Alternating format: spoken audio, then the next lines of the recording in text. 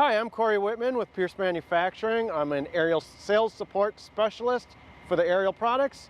And today we're going to talk about our basket ground mitigation system. This sensor helps make sure that we do not run the basket into the ground. So right now we're looking at our screen.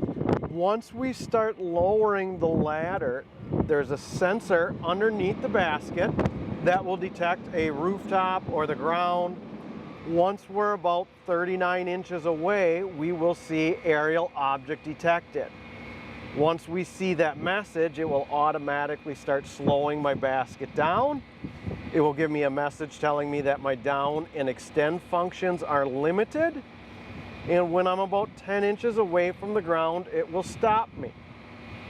So there, it just stopped my ladder from getting any closer to the ground. We'll also see that it will not allow me to extend any further out. Since we're at a negative angle, we could potentially contact the ground if we were to extend.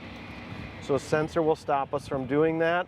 If for any reason we need to bypass that system, we do have a switch. Toggling that switch one time will give us an audio alarm letting us know that that sensor is disabled, and it will also give us a message. Toggling that switch will reactivate that sensor.